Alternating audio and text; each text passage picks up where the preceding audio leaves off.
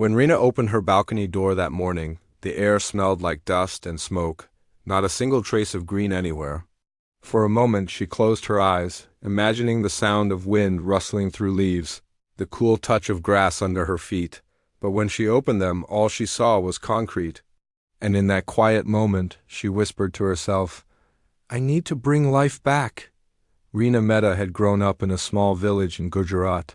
Her mornings began with sunlight filtering through mango trees, and her evenings ended with fireflies flickering in the fields. Her grandmother used to tell her, "If you take care of the earth, it takes care of you."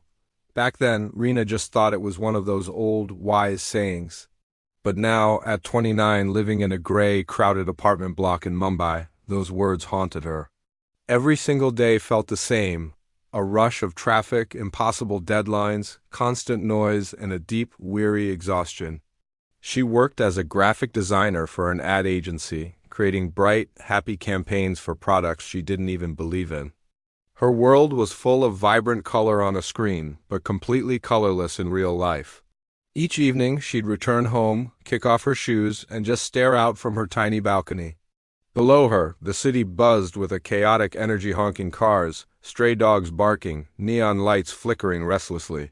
There wasn't a single patch of green in sight. She missed her home.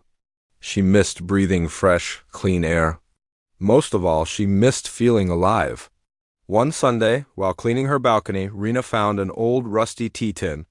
She turned it over in her hands, ready to toss it into the trash, but then she stopped.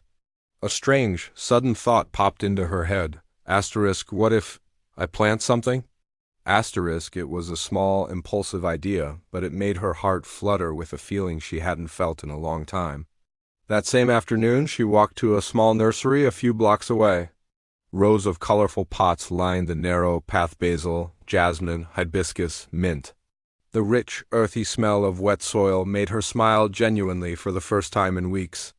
The shopkeeper, an older man with kind eyes, asked, "First plant?" Rina nodded shyly. "Start with Tulsi," he advised. "It's strong, hard to kill." She bought one small Tulsi plant and a bag of soil. That night she carefully filled the old tea tin, nestled the plant inside, and placed it on her balcony. She gave it just a little water and whispered, "Grow well, okay?" It was such a small thing, just one tiny green plant among all the suffocating gray, but somehow it filled her small apartment with a sense of peace. Days turned into weeks. Every morning before work, Rina would check on her plant. She noticed tiny new leaves sprouting, bright and delicate. She even started talking to it while sipping her morning tea. The act felt a little strange at first, but it was incredibly comforting. One evening, her elderly neighbor, Mrs. Fernandez, leaned over from her own balcony. "That's a lovely plant you've got there, dear," she said warmly. "Makes this place look a little less lonely." Rina laughed. "You should get one too." The very next day, Mrs. Fernandez placed two small pots, one with aloe vera and another with a money plant, right beside her railing. A week later, a college boy named Arav from the floor below saw their growing collection while taking photos for his nature blog.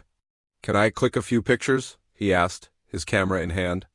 "I'm trying to show that nature can exist anywhere, even in the city," Rina smiled and agreed. Soon, Arav added his own pots to the mix: herbs, ferns, and a few quirky succulents. Within a month, something magical started to happen. The balconies of their building began to bloom. People started hanging plants, painting their pots in cheerful colors, and even adding strings of fairy lights. A dull, lifeless building was slowly, organically, turning into a living mosaic of green and color. But for Rina, this wasn't enough. Every day she would look up at the building's terrace, a vast, dusty, unused space that was always kept locked. And every time she looked, she thought, what if we could turn that into a garden?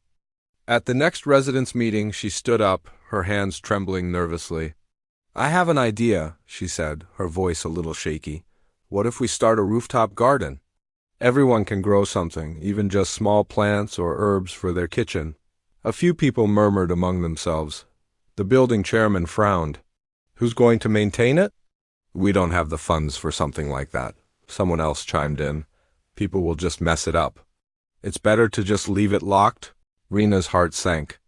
But just before she could sit down, defeated, Mrs. Fernandez spoke up, her voice firm and clear. "I'll help her," she declared. "I've got plenty of compost and extra pots," Arav quickly added. "I'll make a video about it for my blog. We might even get donations." Encouraged by their support, Rina went home and designed a poster that night. It read, "Project Greentop, let's bring nature home." She sent it to the building's WhatsApp group with one simple line, "Even a small leaf can change the view." At first, only a few people responded, but slowly an undeniable excitement began to grow. Someone donated bags of soil. Another family brought old buckets to use as planters. Kids from the building got together and painted signs that said, "Plant smiles, grow hope." Even the building's watchman offered to help carry the heavy pots upstairs. And then, one bright sunny morning, they began. The terrace, once covered in a thick layer of dust, now smelled of rich, wet earth. Rina knelt beside the first pot, planting marigold seeds. The others followed her lead, planting mint, coriander, hibiscus, and even a small lemon tree. Laughter filled the air. For the first time in years, neighbors who had barely spoken to each other were now working side by side, their hands caked in mud but their faces glowing with purpose. A few weeks later, the flowers bloomed bright splashes of yellow, red, and pink against the gray city skyline. When Rina saw them, tears welled up in her eyes. It wasn't just a garden, it was life, coming back. But then the monsoon arrived, and with it disaster. Heavy winds broke pots. Drenching rains overflowed the planters. Half the plants died. The garden looked utterly ruined. Many residents lost heart and gave up hope, but Rina refused. "Plants fall," she told everyone. "That's how they learn to grow stronger." She spent her nights researching better drainage systems and pot designs. The next weekend, she gathered everyone again. "Let's rebuild," she said with a newfound confidence. And they did. They reinforced the terrace, replanted seeds, and this time the garden not only survived, it thrived. Months later, their Greentop garden became famous in the neighborhood. A local newspaper wrote an article titled, "From Concrete to Green: How One Woman Changed Her Neighborhood." People from nearby buildings started visiting, wanting to learn how to start their own gardens. Rina began teaching small workshops on balcony gardening. Children learned to grow their own vegetables, older residents found a new sense of purpose, and strangers became the closest of friends. On Diwali, they decorated the entire terrace with glowing diyas placed carefully between the plants. The golden light reflected off the green leaves, and the air smelled of flowers and recent rain. Standing there, surrounded by laughter and music, Rina finally felt at home again. One evening, a little girl from the building tugged on her sleeve and asked, "Auntie, can we plant a tree taller than me someday?" Rina smiled down at her. "Of course. And one day, it'll give shade to everyone." Years later, when Rina looked out from her balcony, the city didn't look so gray anymore. The terrace above was a lush canopy of green, glowing under the morning sun. She thought of her grandmother's words once more. "If you take care of the earth, it takes care of you." And she finally, truly understood. Because in bringing life back to her building, she had also brought life back to herself. This story reminds us that even in the most crowded, seemingly hopeless places, life can bloom again.